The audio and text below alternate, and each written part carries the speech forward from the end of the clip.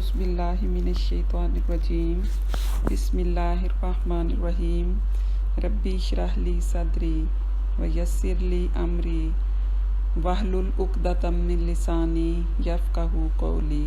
السلام علیکم رحمۃ اللہ وبرکاتہ۔ عزیز طالبات، امید ہے کہ آپ سب لوگ بخیریت ہوں گی۔ سورہ بقرہ کی 20 آیات کا ہم نے ترجمہ اور تشریح جو ہے وہ کر لی۔ آج ہم آیت نمبر 21 اور 22 کا ترجمہ اور تشریح کرتے ہیں۔ آپ لوگ اپنی کتابیں یا پارہ جو ہے وہ نکال لیں۔ آیت نمبر 21 نکالیں۔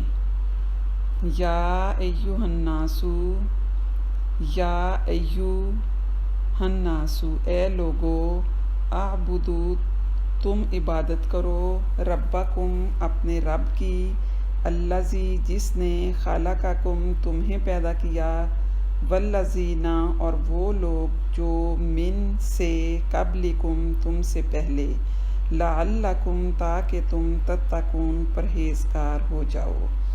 یا ایھا الناس اعبدوا ربکم الذی، اے لوگو، تم اپنے رب کی عبادت کرو، الذی، خلقکم، والذین من قبلکم، جس نے تمہیں پیدا کیا اور ان لوگوں کو جو تم سے پہلے ہوئے، لعلکم تتقون، تاکہ تم پرہیزگار ہو جاؤ۔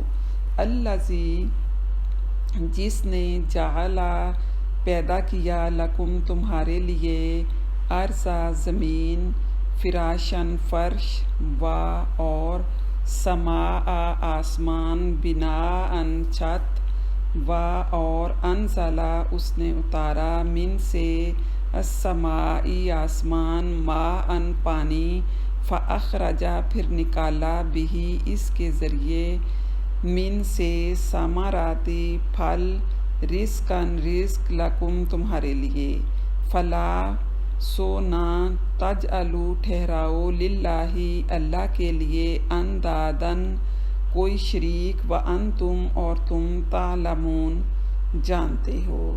الذی جعل لکم الارض فراشا، جس نے تمہارے لیے زمین کو فرش بنایا، والسماء بناء، اور آسمان کو چھت، وانزل من السماء، اور آسمان سے پانی اتارا، فاخرج بہ من الثمرات رزقا لکم، پھر اس کے ذریعے پھل نکالے جو تمہیں کھانے کے لیے دیے، فلا تجعلوا للہ اندادا، پس تم اس کے ساتھ کسی کو شریک نہ ٹھہراؤ، وانتم تعلمون، اور تم جانتے ہو۔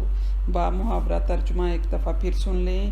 یا ایھا الناس اعبدوا ربکم الذی خلقکم والذین من قبلکم، اے لوگو، تم اپنے رب کی عبادت کرو جس نے تمہیں پیدا کیا اور ان لوگوں کو جو تم سے پہلے ہوئے، لعلکم تتقون، تاکہ تم پرہیزگار ہو جاؤ۔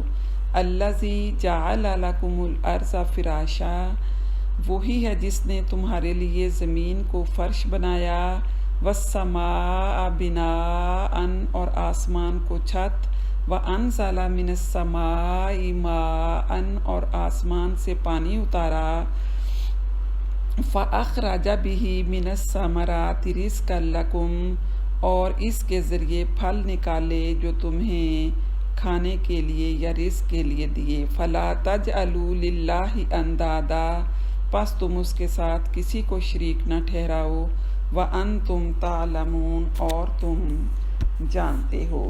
سورہ بقرہ کی یہ 2 آیات 21 اور 22 کا ترجمہ ابھی ہم نے کیا۔ اب ہم ان کی تشریح دیکھتے ہیں۔ قرآن کریم کی ہدایت کو قبول کرنے اور نہ کرنے کے اعتبار سے انسانوں کو 3 گروہوں میں تقسیم کیا گیا۔ پہلی 5 آیات میں مومنین اور متقین کا ذکر ہوا، جنہوں نے ہدایت قرآنی کو اپنا نصب العین بنا لیا۔ بعد کی 2 آیات میں گروہ مشرکین کا ذکر ہوا، جنہوں نے کھلم کھلا اس ہدایت کی مخالفت کی۔ اس کے بعد آنے والی 13 آیات میں منافقین کے خطرناک گروہ کے حالات بیان ہوئے، جو حقیقت میں تو قرآنی ہدایت کے مخالف تھے، مگر وہ دنیاوی غرض یا مسلمانوں کو نقصان پہنچانے کے خیال سے اپنی کفر و مخالفت کو چھپا کر مسلمانوں میں شامل رہتے اور اپنے آپ کو مسلمان ظاہر کرتے۔ اس جملے میں انسانوں کے مندرجہ بالا 3 گروہوں کو خطاب کیا گیا ہے۔ یعنی یہ جو آیت کے یا ایھا الناس اے لوگو، اس آیت کا آغاز یا ایھا الناس سے ہو رہا ہے، تو اس آیت میں انسانوں کے تینوں گروہوں کو، متقین کو، کھلے کافروں کو اور منافقین، تینوں کو خطاب کیا گیا ہے۔ ہر مخاطب کے معنی و مطالب جدا ہیں۔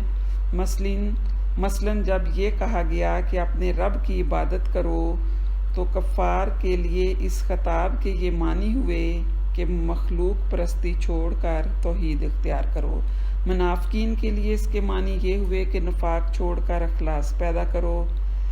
گناہ گار مسلمان کے لیے یہ معنی ہوئے کہ گناہ سے باز آ جاؤ اور کامل اطاعت اختیار کرو۔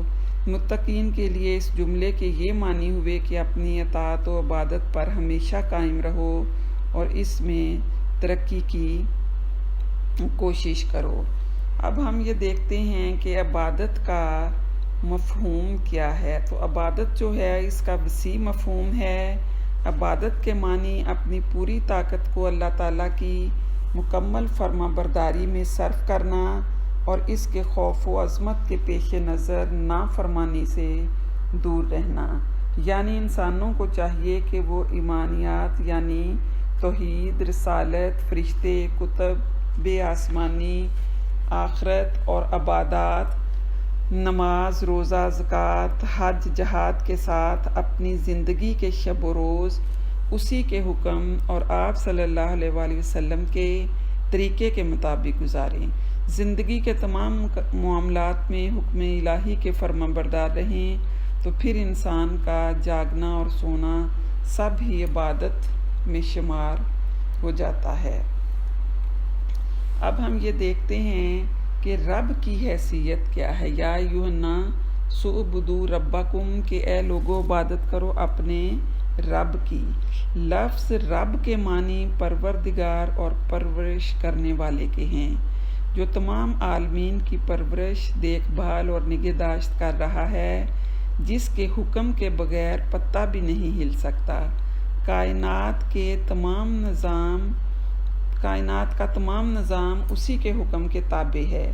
انسان ذرا اپنی پیدائش پر غور کرے کہ ایک قطرے سے تدریجی تربیت کے ساتھ ایک اچھا، خوبصورت، حسین و جمیل، سمیع و بصیر، عقل و ادراک رکھنے والا انسان بنا دیا اور اس کی بقا و ارتقاء کے وسائل بھی مہیا کر دیے۔ تو رب جو ہے، یہاں رب سے مراد تمام جہان والوں کا رب، تمام عالمین کا رب، جو سب کی پرورش، دیکھ بھال اور نگہداشت جو ہے وہ کر رہا ہے۔ اب ہم یہ دیکھتے ہیں کہ اس آیت میں اللہ تعالیٰ نے فرمایا کہ عبادت کرو۔ تو عبادت، اب ہم یہ دیکھتے ہیں کہ تخلیق انسانی، اللہ تعالیٰ نے انسان کو جو بنایا تو اس کے بنانے کا مقصد کیا تھا۔ تو قرآن پاک میں اس آیت مبارکہ میں انسان کو اس کی تخلیق کا مقصد بتایا گیا ہے کہ اپنے پروردگار کی عبادت کرو، اس کے سوا کسی دوسری ہستی کی عبادت جو ہے وہ نہ کی جائے، کیونکہ کوئی دوسری ہستی عبادت کی مستحق نہیں ہو سکتی۔ قرآن پاک میں اللہ تعالیٰ کا ارشاد ہے وَمَا خَلَقْتُ الْجِنَّ وَالْإِنسَ إِلَّا لِيَعْبُدُونِ، میں نے جن و انس کو صرف اپنی عبادت کے لیے پیدا کیا۔ تو اس آیت سے بھی تخلیق انسانی کا مقصد واضح ہو گیا کہ ما خلقت الجن والانس الا لیعبدون، کہ جنوں اور انسانوں کی تخلیق ہی اس لیے ہوئی کہ وہ اللہ تعالیٰ کی عبادت کریں۔ لہٰذا انسان اپنے کمال کو اس وقت تک نہیں پہنچ سکتا جب تک وہ اپنے آپ کو اپنے رب کی عبادت میں نہ لگائے۔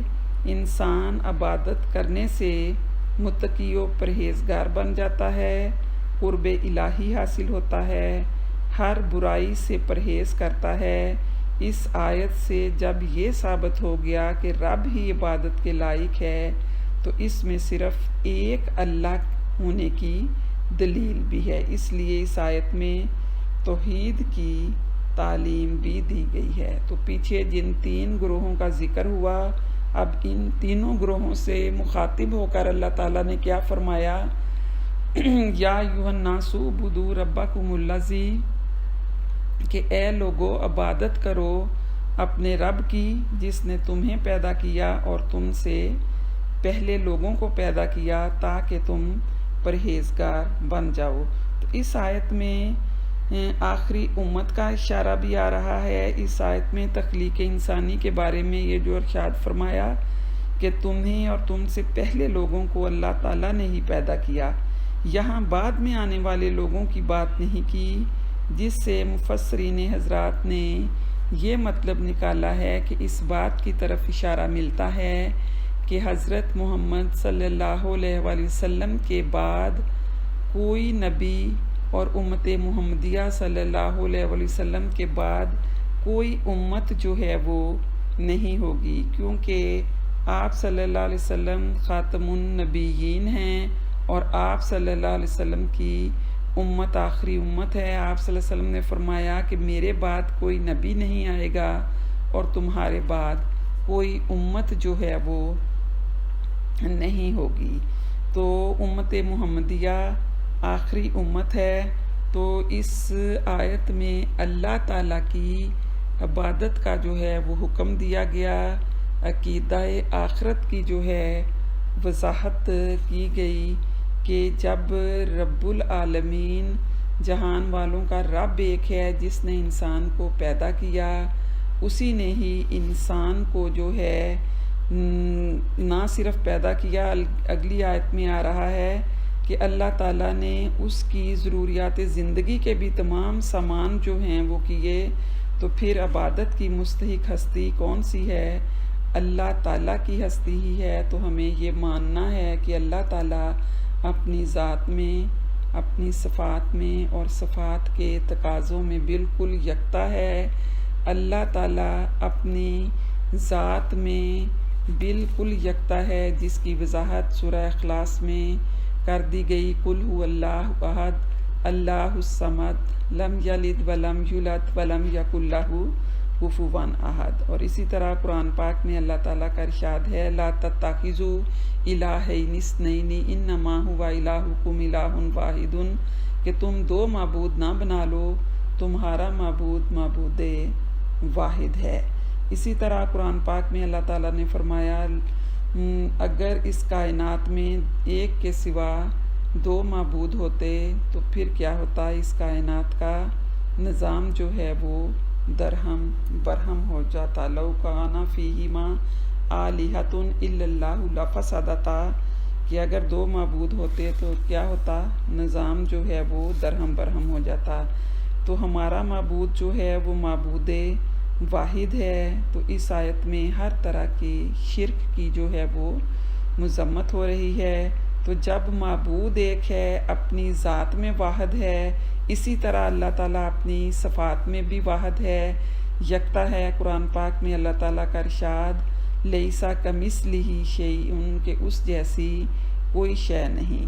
تو جب ہم اللہ تعالیٰ کو اس کی ذات میں اور صفات میں یکتا مانتے ہیں تو پھر توحید کا تقاضا ہی یہ ہے کہ ہم صرف اور صرف اللہ تعالیٰ کی عبادت کریں اور اپنی پیشانیوں کو ہم صرف اور صرف اسی کے آگے جو ہے وہ جھکائیں۔ تو جن و انس کی عبادت کے لیے ہی اللہ تعالیٰ نے جو ہے ان کو پیدا کیا۔ تخلیق انسانی کا مقصد کیا ہے؟ وما خلقت الجن والانس الا لیعبدون، میں نے جن و انسان کو صرف اپنی عبادت کے لیے جو ہے وہ پیدا کیا۔ اور عبادت جو ہے یہ صرف نماز روزہ اور حج اور زکوٰۃ ادا کرنے کا نام نہیں، اس کا وسیع مفہوم ہے کہ انسان اپنے پوری زندگی جو ہے اس میں اللہ تعالیٰ کے ہر حکم کی جو ہے وہ ہم فرما برداری کریں، جو کچھ رسول پاک صلی اللہ علیہ وسلم نے ہدایت کا راستہ ہمیں دیا اس پر ہم چلیں۔ زندگی کے تمام معاملات میں، کلی معاملات میں ہم نے کیا کرنا ہے رسول پاک صلی اللہ علیہ وسلم کی اطاعت کرنی ہے، جو طریقہ آپ صلی اللہ علیہ وسلم نے ہمیں بتایا، وما آتاکم الرسول فخذوہ وما نہاکم عنہ فانتہوا، کہ جو کچھ رسول صلی اللہ علیہ وسلم تمہیں دیں اس کو لے لو، جس سے منع کریں اس سے جو ہے وہ رک جاؤ۔ تو لہٰذا زندگی کے تمام معاملات میں ہم نے کس کی اطاعت اور فرما برداری کرنی ہے؟ ہم نے اللہ تعالیٰ کی ہی عبادت اور کرنی ہے، اللہ تعالیٰ کی اطاعت اور فرما برداری کرنی ہے۔ یہی سیدھا راستہ ہے جو رسول پاک صلی اللہ علیہ وآلہ وسلم نے ہمیں جو ہے وہ دکھایا۔ تو لہٰذا آپ صلی اللہ علیہ وسلم کے بعد جو ہے وہ کوئی نبی نہیں آئے گا اور نہ کوئی امت آئے گی، تو یہ قرآن پاک جو ہے یہ ہماری ہدایت کے لیے آخری آسمانی کتاب ہے، اور اس میں اب خطاب تینوں گروہوں سے ہے کہ عبادت، اے لوگو عبادت کرو اپنے رب کی جس نے تمہیں پیدا کیا اور تم سے پہلے لوگوں کو، لعلکم تتقون، تاکہ تم پرہیزگار بن جاؤ۔ اب آیت کے آخر میں اللہ تعالیٰ نے یہ بھی فرما دیا کہ تمام عبادات جو ہیں ان کی اصل روح اور غرض و غایت جو ہے وہ تقویٰ ہے۔ جب تک تقویٰ نہیں ہوگا اس وقت تک کوئی عبادت جو ہے اس میں قبولیت کا معیار جو ہے، فضیلت کا معیار جو ہے وہ تقویٰ ہی ہے، اور تقویٰ کی بہترین تعریف جو ہے وہ حضرت کعب الاحبار والی حدیث میں جو ہے، میں نے پیچھے آپ کو تفصیلاً شروع میں جب سورہ بقرہ ہم نے شروع کی، ھدی للمتقین، ہدایت ہے پرہیزگاروں کے لیے، تو متقین کی صفات بھی اور تقویٰ کیا ہے یہ ساری ڈیٹیل میں نے آپ کو بتا دی تھی۔ تو تمام عبادات کی غرض و غایت اور روح کیا ہے؟ لعلکم تتقون، تاکہ تم پرہیزگار بن جاؤ۔ آیت نمبر 22، الذی جعل لکم الارض فراشا، وہی ہے جس نے تمہارے لیے زمین کو فرش، والسماء بناء، اور آسمان کو چھت بنایا، وانزل من السماء ماء، اور آسمان سے پانی نازل کیا، فاخرج به من الثمرات رزقا لکم، اس سے پھل نکالے جو تمہیں کھانے کے لیے دیے، فلا تجعلوا للہ اندادا، پس تم اللہ تعالیٰ کے ساتھ کسی کو شریک نہ ٹھہراؤ، وانتم تعلمون، اور تم جانتے ہو۔ اللہ تعالیٰ نے اپنی مخلوق اور خاص طور سے انسان پر بے شمار احسانات کیے ہیں۔ اگر انسان شمار کرنے لگے جو نعمتیں اللہ تعالیٰ نے انسان کو دیں، اگر ان کو شمار کرنے لگے تو ان کو شمار نہیں کر سکتا، جیسا کہ قرآن پاک میں اللہ تعالیٰ نے سورہ نحل میں فرمایا، وَإِن تَعُدُّوا نِعْمَتَ اللَّهِ لَا تُحْصُوهَا، اگر تم اللہ تعالیٰ کی نعمتوں اور مہربانیوں کا شمار کرنا چاہو تو نہیں کر سکو گے۔ تو لہٰذا اس آیت میں اللہ تعالیٰ نے اپنے ان انعامات کا ذکر کیا ہے جو انسان کے گرد و پیش کی چیزوں سے متعلق ہیں۔ تو انسان جو ہے اس آیت میں اللہ تعالیٰ نے ان دو آیات میں دو طرح کے دلائل جو ہیں توحید کے بارے میں پیش کیے ہیں۔ تو ان آفاقی نعمتوں میں سے اللہ تعالیٰ نے چند نعمتوں کا ذکر کیا، دو طرح کے دلائل اللہ تعالیٰ نے توحید الہی کے بارے میں قرآن پاک میں پیش کیے ہیں، جس میں ایک انفسی دلائل ہیں جن کا تعلق انسان کے ساتھ ہے، کہ انسان کو اللہ تعالیٰ نے غور و فکر کی دعوت دی ہے کہ وہ خود اپنی تخلیق پر غور کرے کہ کس طرح نطفہ آب سے اللہ تعالیٰ نے اتنا حسین و جمیل انسان جو ہے وہ پیدا کیا۔ لَقَدْ خَلَقْنَا الْإِنسَانَ فِي أَحْسَنِ تَقْوِيمٍ وَلَقَدْ كَرَّمْنَا بَنِي آدَمَ، اور ہم نے بنی آدم کو تمام جہان والوں پر جو ہے وہ فضیلت دی، اور اللہ تعالیٰ نے دعوت دی کہ انسان اپنے وجود پر غور کرے۔ یہ انفسی دلائل ہیں جو ہماری ذات سے متعلق ہیں۔ دوسری قسم کے دلائل جو اللہ تعالیٰ نے توحید کے بارے میں دیے قرآن پاک میں، وہ آفاقی دلائل ہیں۔ آفاقی نعمتوں کا ذکر فرما کر تمام اقسام نعمت کا احاطہ جو ہے وہ اللہ تعالیٰ نے فرما دیا۔ یہ جو دو آیات ابھی ہم نے پڑھی، ان میں اللہ تعالیٰ نے یہ دونوں ہی دلائل دیے ہیں۔ انفسی دلائل بھی اور دلیل دی، اور اس کے بعد آفاقی دلائل جو ہیں وہ دیے۔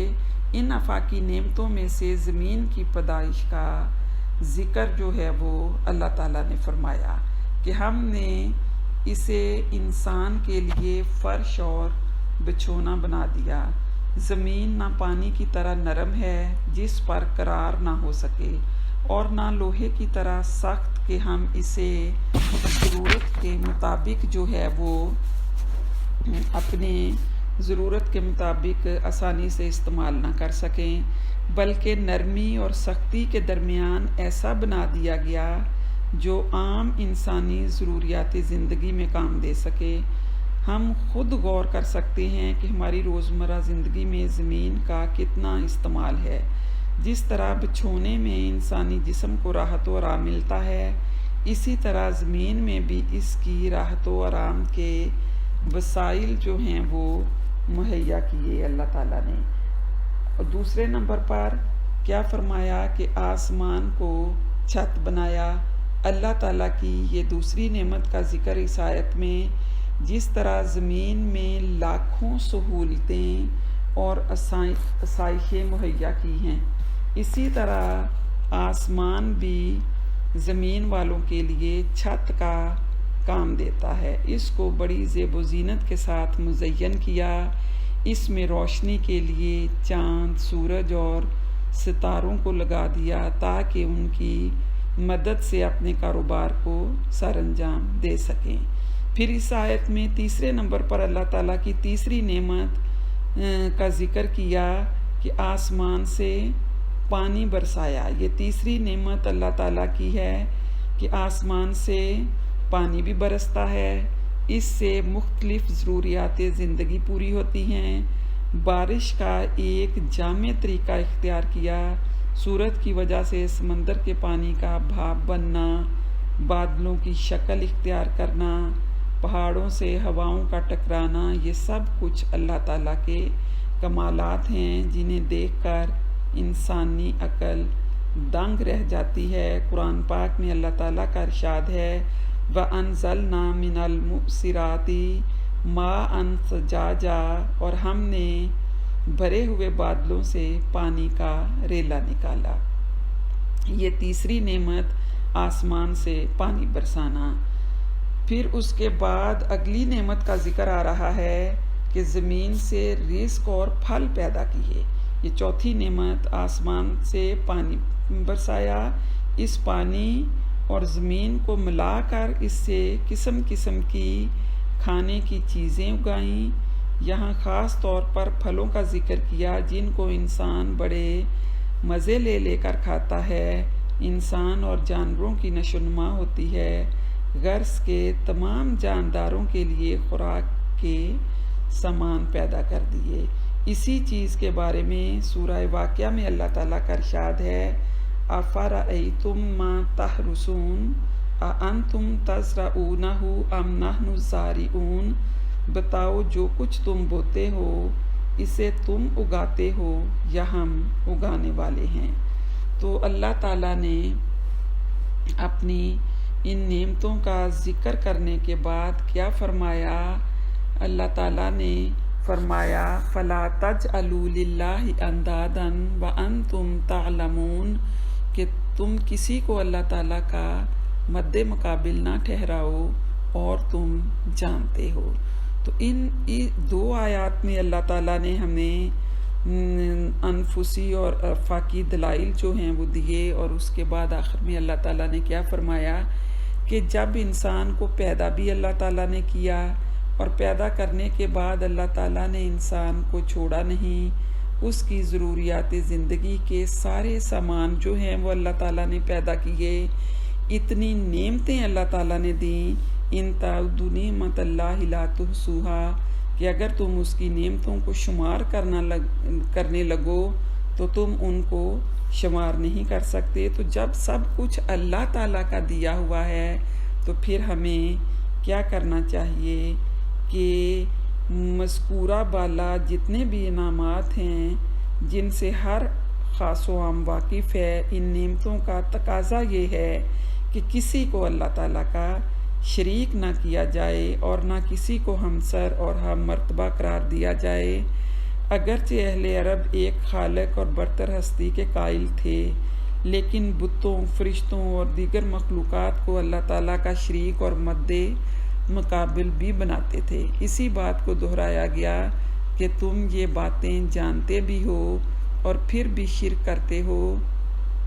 تو یہ شرک کی مذمت جو ہے وہ آیت کے آخری حصے میں کی گئی کہ جب انسان کو پیدا کرنے والی ہستی ایک ہے اور اس کی تمام ضروریات زندگی کو پورا کرنے والی ایک ہستی ہے، اور اگر دو خدا ہوتے تو زمین کا نظام ہی درہم برہم ہو جاتا، تو پھر اللہ تعالیٰ نے کیا فرمایا؟ فَلَا تَجْعَلُوا لِلَّهِ أَندَادًا، کہ کسی کو اس کے ساتھ اس کا مد مقابل نہ ٹھہراؤ۔ تو یہ جو لوگ دیوی دیوتاؤں کی پوجا کرتے ہیں، کوئی بارش کا دیوتا، کوئی روزی دینے کا دیوتا، کوئی موت کا دیوتا، تو یہ ساری خرافات جو ہیں ان پر کاری ضرب لگائی گئی ہے کہ ان سب چیزوں سے ہمیں باز رہنا چاہیے۔ جب کلمہ لا الہ الا اللہ پڑھ لیا تو پھر کیا ہوا کہ اللہ تعالیٰ کے سوا کوئی جو ہے وہ ہمارا معبود نہیں۔ اب ہم نے عبادت کس کی کرنی ہے؟ اللہ تعالیٰ کی۔ اور حکم کس کا ماننا ہے؟ اللہ تعالیٰ کا۔ صرف اور صرف اللہ تعالیٰ کی اطاعت کرنی ہے۔ قرآن پاک میں اللہ تعالیٰ کا فرمان، یا ایھا الذین آمنوا اطیعوا اللہ و اطیعوا الرسول، کہ اے ایمان والو اطاعت کرو اللہ تعالیٰ کی اور رسول صلی اللہ علیہ وآلہ وسلم کی۔ اور اس آیت کے آخر میں اللہ تعالیٰ نے یہ جو فرمایا کہ فَلَا تَجْعَلُوا لِلَّهِ أَندَادًا وَأَنْتُمْ تَعْلَمُونَ، کہ کسی کو اس کا مد مقابل اس کا شریک نہ ٹھہراؤ اور تم جانتے ہو۔ قرآن پاک میں اللہ تعالیٰ نے ایک اور جگہ پر ارشاد فرمایا، إِنَّ الشِّرْكَ لَظُلْمٌ عَظِيمٌ، کہ بے شک شرک بہت بڑا ظلم ہے۔ دنیا میں سب سے بڑا گناہ شرک ہے۔ ہر گناہ کی بخشش ہو سکتی ہے، معافی ہو سکتی ہے، خواہ وہ کتنا ہی بڑا ہو۔ اللہ تعالیٰ نے فرمایا کہ میں جس کو چاہوں معاف کر دوں اور جس کو چاہوں پکڑ لوں، لیکن شرک ایک ایسا گناہ، ایسا ظلم عظیم ہے جس کے بارے میں اللہ تعالیٰ نے فرمایا، إِنَّ اللَّهَ لَا يَغْفِرُ أَن يُشْرِكَ بِهِ وَيَغْفِرُ مَا دُونَ ذَلِكَ لِمَن يَشَاءُ، بے شک اللہ تعالیٰ یہ کبھی معاف نہیں کرے گا کہ اس کے ساتھ کسی کو شریک ٹھہرایا جائے، اس کے علاوہ جس کو چاہے معاف کر دیتا ہے۔ یعنی شرک کو اللہ تعالیٰ نے معاف نہیں کرنا، یہ ظلم عظیم ہے۔ مشرک پر جنت حرام ہے، خواہ اس کے عمل کتنے ہی اچھے ہوں۔ آپ صلی اللہ علیہ وآلہ وسلم جب معراج پر تشریف لے گئے تو 3 چیزوں کا اللہ تعالیٰ نے وعدہ کیا تھا۔ 3 چیزیں آپ صلی اللہ علیہ وسلم کو عطا فرمائی تھیں۔ ایک تو 5 وقت کی نماز فرض ہوئی، سورہ بقرہ کی آخری 2 آیات آپ صلی اللہ علیہ وسلم کو دی گئیں، اور آپ صلی اللہ علیہ وسلم امت کی بخشش کا وعدہ لے کر آئے تھے۔ تو اللہ تعالیٰ نے فرمایا تھا کہ آپ صلی اللہ علیہ وسلم کی امت کی بخشش ہو جائے گی، شرط یہ ہے کہ شرک نہ کیا ہو۔ تو جس نے شرک کیا ہوگا اس پر تو جنت حرام ہے، جس نے شرک نہ کیا ہو تو اس کی بخشش جو ہے وہ اپنے گناہوں کی سزا پانے کے بعد جو ہے وہ بالآخر ہو جائے گی امت محمدیہ کی۔ لیکن جس نے اللہ تعالیٰ کے ساتھ شریک ٹھہرایا تو اللہ تعالیٰ نے کیا فرمایا، ان الشرک لظلم عظیم، کہ شرک بہت بڑا ظلم ہے اور جس کو چاہوں میں معاف کر دوں، لیکن مشرک کے لیے جو ہے وہ معافی نہیں۔ تو اللہ تعالیٰ نے فرمایا کہ نہ ٹھہراؤ اللہ کا مد مقابل اور تم جانتے بوجھتے ہو۔ یعنی جب تم نے یہ جان لیا کہ تم کو نیست سے ہست کرنے والا تمہاری تربیت اور پرورش کے سارے سامان مہیا کر کے ایک قطرہ سے حسین و جمیل و حساس اور عاقل انسان بنانے والا، تمہارے رہن سہن کے لیے زمین اور دوسری ضروریات کے لیے آسمان بنانے والا، آسمان سے پانی برسانے والا، پانی سے پھل اور پھل سے غذا مہیا کرنے والا اللہ تعالیٰ کے سوا کوئی نہیں، تو عبادت و بندگی کا مستحق دوسرا کون ہو سکتا ہے کہ اس کو اللہ تعالیٰ کا مد مقابل جو ہے وہ ٹھہرایا جائے۔ اگر ذرا بھی غور کیا جائے تو اس جہان میں اس سے بڑھ کر کوئی ظلم اور بے وقوفی اور بے عقلی نہیں ہو سکتی کہ اللہ تعالیٰ کو چھوڑ کر مخلوق سے دل لگایا جائے۔ خلاصہ کلام یہ کہ ان دونوں آیتوں میں اس چیز کی دعوت دی گئی ہے جو تمام آسمانی کتابوں کے اور تمام انبیاء علیہ السلام کے بھیجنے کا اصل مقصد ہے، یعنی صرف اور صرف ایک اللہ تعالیٰ کی عبادت و بندگی، جس کا نام توحید ہے، اور یہ وہ انقلابی نظریہ ہے جو انسان کے تمام اعمال و احوال، اخلاق و معاشرت پر گہرا اثر رکھتا ہے، کیونکہ جو شخص یہ یقین کرے کہ تمام عالم کا خالق و مالک اور تمام نظام عالم میں متصرف اور تمام چیزوں پر قادر صرف ایک ذات ہے، بغیر اس کی مشیت اور ارادے کے نہ کوئی ذرہ حرکت کر سکتا ہے اور نہ کوئی کسی کو نفع یا نقصان پہنچا سکتا ہے، تو اس کی پوری توجہ ہر مصیبت و راحت اور ہر تنگی و فراقی میں صرف اور صرف ایک ذات کی طرف ہو جائے گی، اور اس کو وہ بصیرت حاصل ہو جائے گی جس کے ذریعے وہ اسباب ظاہرہ کی حقیقت کو پہچان لے گا کہ یہ سلسلہ اسباب در حقیقت ایک پردہ ہے جس کے پیچھے دست قدرت کار فرما ہے۔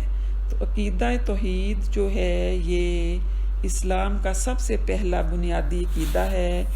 یہ صرف ایک نظریہ نہیں بلکہ انسان کو صحیح معنی میں ایک انسان بنانے کا واحد ذریعہ ہے، جو انسان کی تمام مشکلات کا حل اور ہر حالت میں اس کے لیے پناہ گاہ اور ہر غم و فکر میں اس کا غم گسار ہے، کیونکہ عقیدہ توحید کا حاصل ہی یہ ہے کہ عناصر کے کون و فساد اور اس کے سارے تغیرات صرف اور صرف ایک ہستی کے تابع اور اس کی حکمت کے مظاہر ہیں۔ جب یہ عقیدہ کسی کے قلب و دماغ پر چھا جائے اور اس کا حال بن جائے تو یہ دنیا ہی اس کے لیے جنت بن جائے گی۔ سارے جھگڑے، فساد اور ہر فساد کی بنیادیں ہی منہدم ہو جائیں گی۔ اس عقیدہ کا مالک ساری دنیا سے بے نیاز، ہر خوف و خطر سے بالاتر ہے۔ کلمہ لا الہ الا اللہ جو کلمہ توحید کہلاتا ہے، اس کا یہی مفہوم ہے، مگر یہ ظاہر ہے کہ توحید کا محض زبانی اقرار ہی ہمارے لیے کافی نہیں، بلکہ سچے دل سے اس کا یقین کرنا اور پھر اس یقین کے مطابق، اس عقیدے کے مطابق، عقیدہ توحید کے مطابق ہم نے اپنی زندگیوں کو جو ہے وہ ڈھالنا ہے۔ کلمہ لا الہ الا اللہ کے پڑھنے والے تو آج دنیا میں کروڑوں ہیں، اور اتنے ہیں کہ کسی زمانے میں اتنے نہیں ہوئے، لیکن عام طور پر یہ صرف زبانی جمع خرچ کا نام نہیں ہے۔ توحید کا رنگ ان میں رچا نہیں، ورنہ ان کا بھی وہی حال ہوتا جو پہلے بزرگوں کا تھا کہ نہ کوئی بڑی سے بڑی قوت و طاقت ان کو مرغوب کر سکتی تھی، اور نہ کسی قوم کی عددی اکثریت ان پر اثر انداز ہو سکتی تھی، نہ کوئی بڑی سے بڑی دولت و سلطنت ان کے قلوب کو خلاف حق اپنی طرف جھکا سکتی تھی۔ انبیاء علیہ السلام کے بعد صحابہ و تابعین جو تھوڑے سے ہی عرصے میں پوری دنیا پر چھا گئے، ان کی طاقت و قوت اس حقیقی توحید میں مضمر تھی۔ اللہ تعالیٰ سے دعا ہے کہ اللہ تعالیٰ ہمیں اور سب مسلمانوں کو یہ دولت ایمان جو ہے وہ نصیب فرمائے، اور اللہ تعالیٰ ہمیں عقیدہ توحید پر جو ہے وہ ثابت قدم رکھے۔ اللہ تعالیٰ سے یہی ہماری دعا ہے، اور ہم اس پر جو ہے جب ہم ایمان لے آئے تو ہمارے قدم نہ ڈگمگائیں، اور ہم ایمان پر جو ہے وہ ثابت قدم رہیں۔ وما علینا الا البلاغ۔